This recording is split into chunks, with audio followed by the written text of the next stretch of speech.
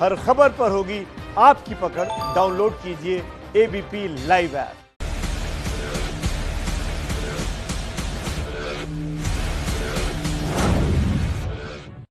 नमस्कार, आप देख रहे हैं मैं रूबिका लियाकत। आप सभी का बहुत बहुत स्वागत है। इस वक्त हम पटना में मौजूद हैं, लेकिन बवाल पाकिस्तान में मचा हुआ है।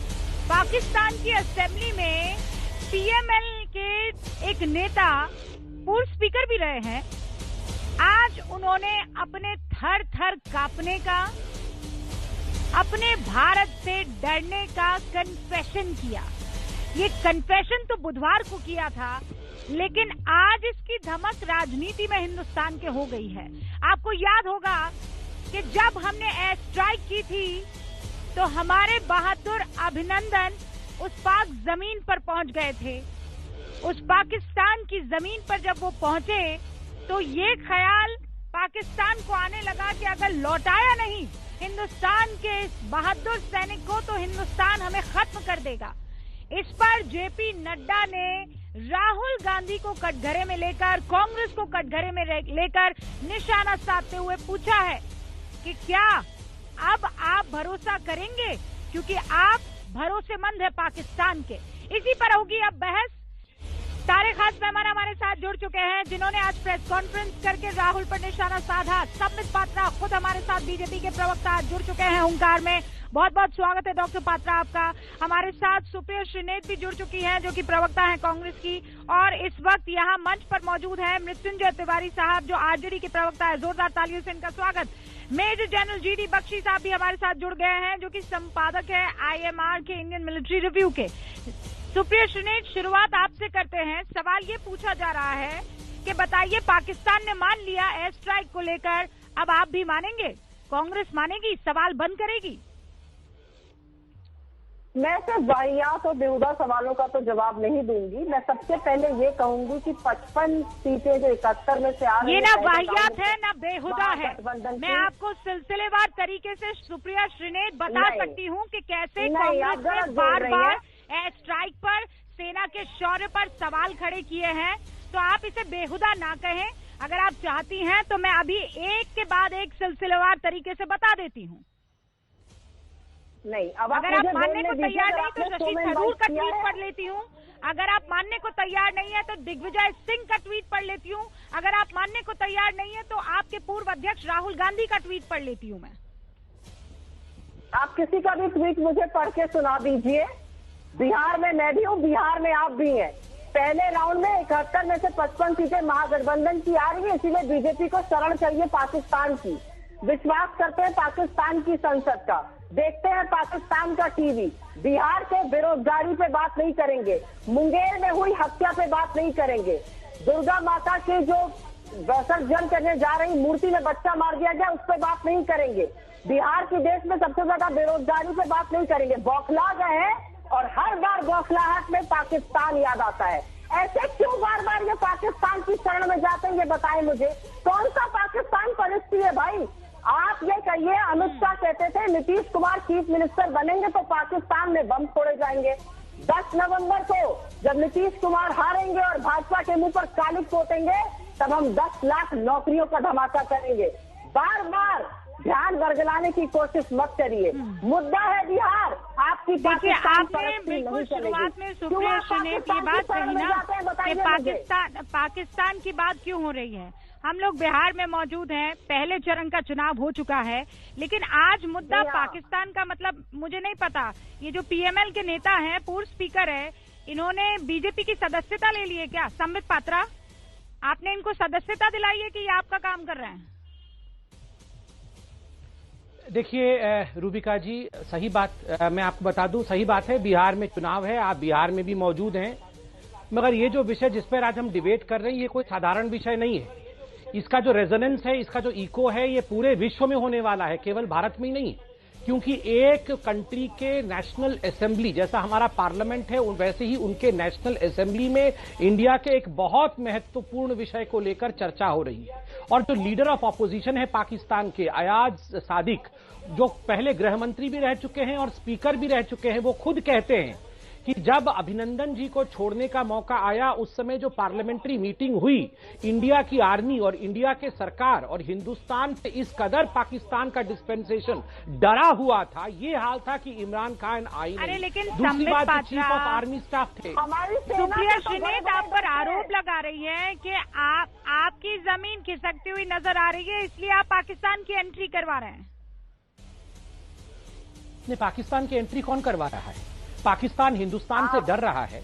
मैं यहां पर अगर इंडिया की आर्मी को सैल्यूट करूं और इंडिया की आर्मी के लिए अच्छे शब्द कहूं, और यहां अगर राहुल गांधी इंडिया की आर्मी को सड़क का गुंडा बताए, यहां अगर राहुल गांधी और राहुल गांधी के जो यहां पर उनके नेता है शशि थरूर इत्यादि, वो अगर इंडिया के आर्मी को एक बार नहीं 100 मर्तबे कहे कि इंडिया की आर्मी में दम नहीं है, 26/11 जो है वो पाकिस्तान नहीं बल्कि हिंदुस्तान करा रही है, अगर ये कहा जाए कि आप आर्टिकल 370 कैसे हटा सकते हैं, हम सत्ता में आएंगे तो हम फिर से आर्टिकल 370 ले आएंगे, आर्टिकल 370 के कारण हजारों लोग मारे गए हैं और ये डोसियर इमरान खान जाके यूएन में देते हैं, और अगर अधीर रंजन चौधरी खड़े होकर कहते हैं पार्लियामेंट में कि आर्टिकल 370 आपने अकेले कैसे हटा दिया, ये तो द्विपक्षीय विषय था। आप इंडिया के सेना के शौर्य पर सवाल करें, आप डरा हुआ प्रधानमंत्री, कायर प्रधानमंत्री इसी चुनाव में जाकर कहते हैं, और यहां आप बिल्कुल चुप रहिए और शांत रहिए।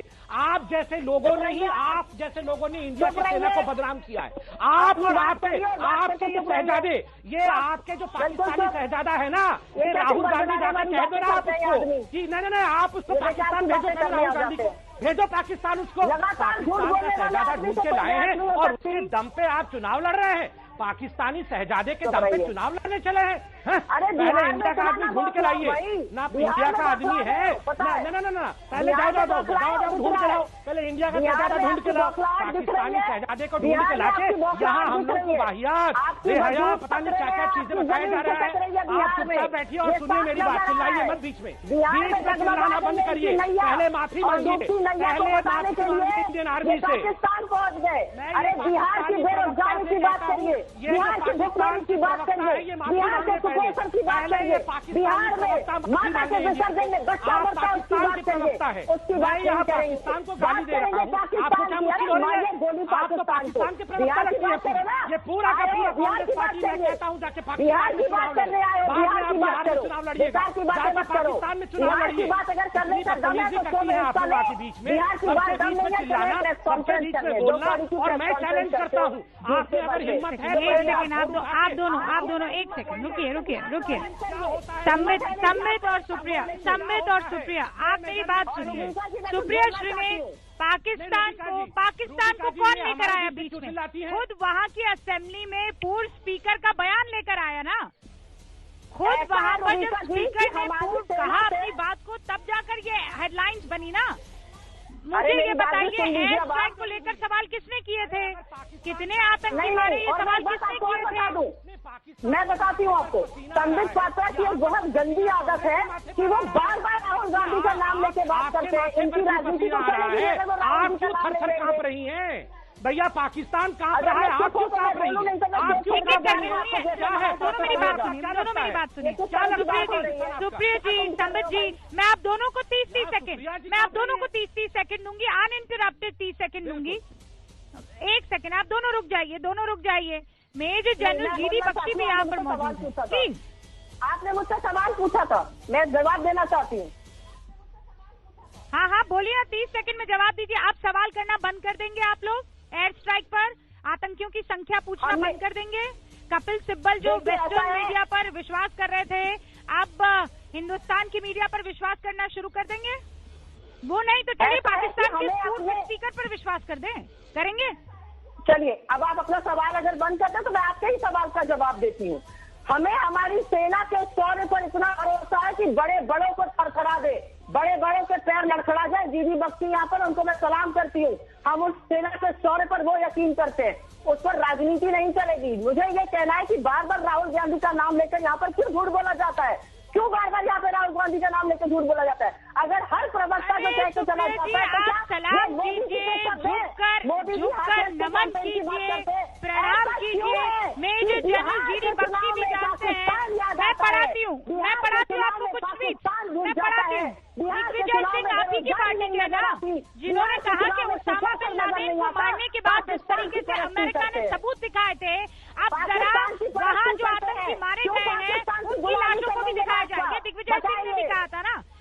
सिब्बल का ये बयान सुनिए। अरे भाई किसने किया था ये एयर स्ट्राइक? किसने किया था मुझे ये बताइए ना सुप्रिया श्रीनेत, एयर स्ट्राइक किसने किया था? एयर स्ट्राइक सेना ने किया था, हमारी वायुसेना ने किया था। तो फिर आप सबूत किस बात के मांग रहे थे? आप सबूत किस बात के मांग रहे थे? कपिल सिब्बल का ये बयान सुनिए, सुनाइए कपिल सिब्बल का बयान।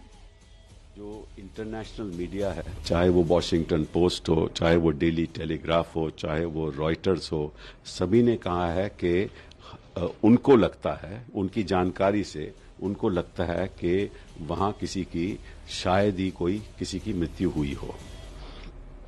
तो क्या मैं पूछना चाहता हूं प्रधानमंत्री जी से कि क्या सारा इंटरनेशनल मीडिया पाकिस्तान के पक्ष में है? जब वही इंटरनेशनल मीडिया पाकिस्तान के खिलाफ बोलता है कि वो आतंकवाद का जड़ है, तब तो आप खुश होते हो। अब जब इंटरनेशनल मीडिया कुछ सवाल पूछ रहा है तो किस लिए पूछ रहा है कि वो पाकिस्तान के पक्ष में है? पहले तो इस बात का आप जवाब दीजिए। मेजर जनरल जीडी बख्शी भी हमारे साथ जुड़े हुए। जनरल बख्शी, इसके क्या माने थे? आज सुप्रिया श्रीनेत कह रही है कि हम सेना का सम्मान करते हैं। अरे एयर स्ट्राइक किसने की थी? सेना ने नहीं, पीएम मोदी गए थे प्लेन में बैठकर एयर स्ट्राइक करने, वो फाइटर जेट में बैठकर देख रहे थे। रेडार याद है? शो पर रेडार बता रहे थे। अरे छोड़ दीजिए, बैठ जाइए। ये पाकिस्तानी प्रवक्ता को बोलिए, चुप रहेंगी। ऐसी साइंस बता दी उन्होंने कि दुनिया हंस रही थी तब हम पर। रेडार में बड़ा शांत रहिए। अरे जरा ये ना तो सुप्रिया श्रीनेत आप जनरल बख्शी है ना समझ पाता। आप एक सेकंड, मैं जनरल बख्शी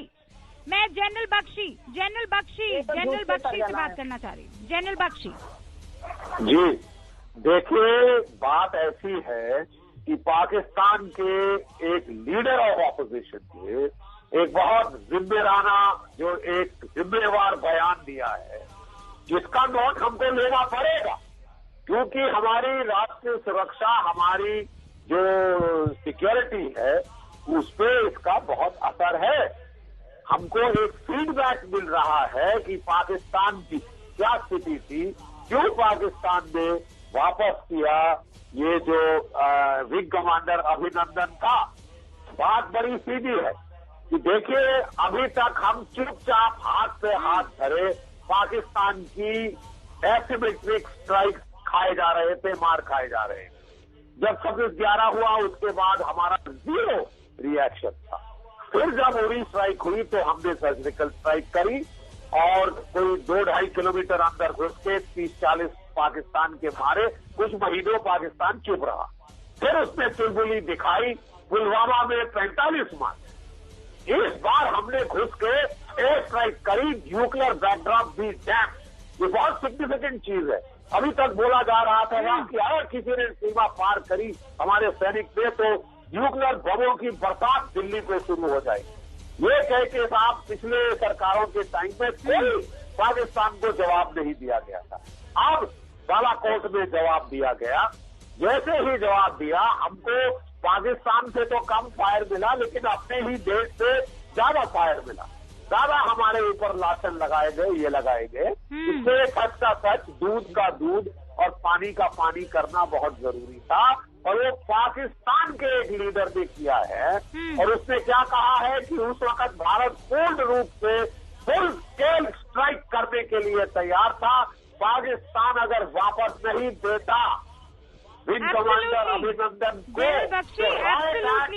रॉयल एक्ट पर दिया गया था पाकिस्तान को। दुश्मन मुल्क का पूर्व स्पीकर जब ये कहता है कि वहाँ का चीफ ऑफ आर्मी स्टाफ, उसके पैर कांप रहे थे, माथे पर पसीना था। इमरान खान तो मीटिंग में ही नहीं आए थे, और फॉरेन मिनिस्टर ने कहा कि खुदा के वास्ते अभिनंदन को छोड़ दो, वरना हिंदुस्तान हम पर युद्ध छेड़ देगा। क्यों विश्वास नहीं हुआ आपको सरकार पर, देश की सेना पर? मृत्युंजय जी, क्यों?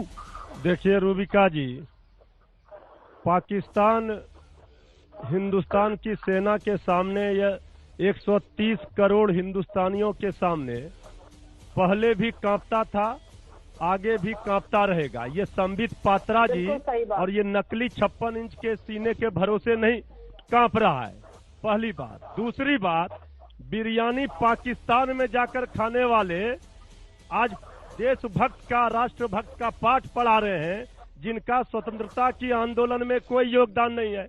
अब तो पाकिस्तान और चीन तो छोड़िए, नेपाल भी आंख दिखा रहा है। इस पर संबित पात्रा जी, ये पाकिस्तान के सहचारे ये क्या बात करेंगे? ये लोगों को पाकिस्तान इतना याद क्यों आता है? एंटोनियो माइनो और एकदम ये तेजस्वी यादव लड़ रहे थे स्वतंत्रता के आंदोलन में, और बाकी हम तो कुछ कर नहीं रहे थे ना। इन पर यही है सबसे बड़ा स्वतंत्रता आंदोलन का। बेरोजगारी के आतंक पर जैसे ही पाकिस्तान बैकफुट पे आया तो देखिए जरा ये दोनों भाई बहन को बात करते हैं, मिल के इंडिया के खिलाफ बोलना है इन दोनों को। कब करेंगे? ये राहुल गांधी और राहुल गांधी के चमचे हैं, इनको देखिए जरा। भुखमरी पर होना सब मिल के यहाँ पर पाकिस्तान के पक्ष में बोलेंगे।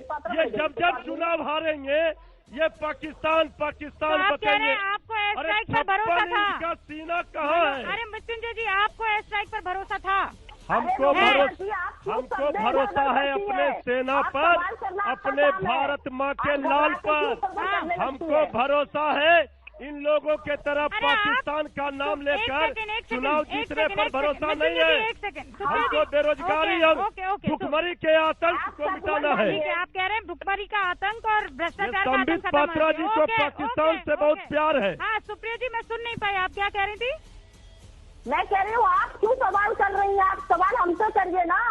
आप क्यों उससे मुद्दे को बना रही है? मुद्दा तो आप बिहार गई हैं, तो बिहार की बात क्यों नहीं हो रही है?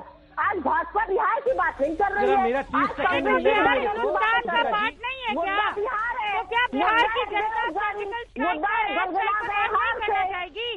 ये देखिए, ये बिहार की जनता, आप नहीं चाहते कि इस मसले पर बात हो? बिल्कुल बात होनी चाहिए, और देश के अंदर जो सेना के तौर पर सवाल उठाएगा भारत और बिहार की जनता उसे। और इस वक्त एक बड़ी खबर आ गई है। बड़ी खबर मैं बता देना चाहती हूँ। फवाद जो वहाँ पाकिस्तान के मंत्री हैं, उन्होंने पुलवामा अटैक में पाकिस्तान के हाथ होने की बात कबूली है।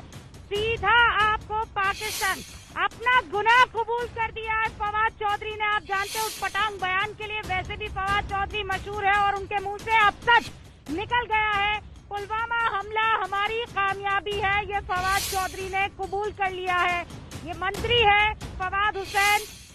फवाद हुसैन ने अब क्लियरली ये कह दिया, देखिए पुलवामा अटैक हुआ था, और पुलवामा के बाद ही आप जानते हैं किस तरीके से भारतीय आर्मी ने, भारतीय वायुसेना ने ये ठान लिया था कि पाकिस्तान को सबक सिखाना है।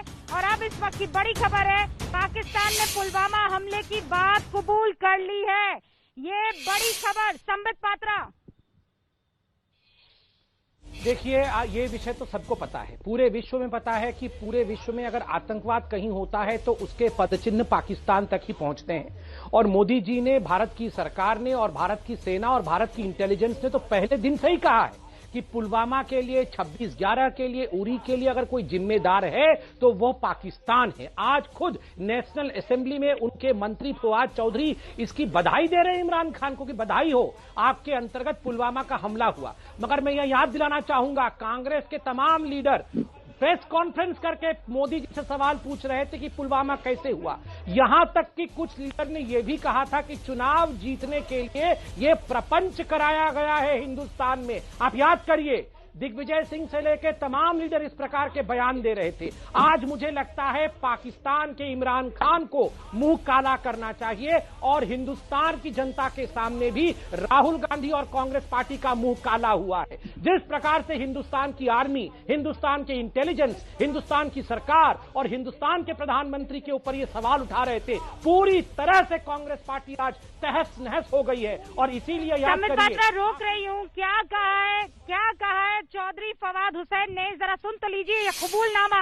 हर एक हिंदुस्तानी को, सेना के शौर्य पर सवाल उठाने वाले को, सरकार पर भरोसा न करने वाले को, खासकर इस मसले पर कि पाकिस्तान पर एयर स्ट्राइक हुई थी कि नहीं, और ये कहीं और नहीं, पाकिस्तान की संसद में कबूल किया जा रहा है कि पुलवामा जो अटैक था वो हम सब की कामयाबी है। एक छोटे से ब्रेक के लिए हम रुक रहे हैं, और जैसे ही ये खबर एबीपी न्यूज पर ब्रेक हुई, यहाँ पर मौजूद बिहार की जनता तालियां बजाने लगी। ये तालियां इस बात का सबूत थी कि पाकिस्तान के हर एक झूठ और प्रोपेगेंडा पर बिहार की जनता की भी नजर है। मैं आप सबसे एक बात पूछना चाहती हूँ कि जो पाकिस्तान का ये कबूलनामा, चौधरी फवाद का जो कबूलनामा है, उससे बिहार को कोई लेना देना नहीं है कि नहीं? बिहार को बहुत बिल्कुल है, और माननीय बिल्कुल लेना देना है। मुझे आप बताइए। हमें जरूर लेना देना है, लेकिन बात जो होता है अभी वो होना चाहिए, चुनाव का बात होना चाहिए। इंडियन बिहारी के लिए गर्व की बात है, पर यहाँ का मुद्दा दूसरा रहे। यहाँ का मुद्दा दूसरा रहे।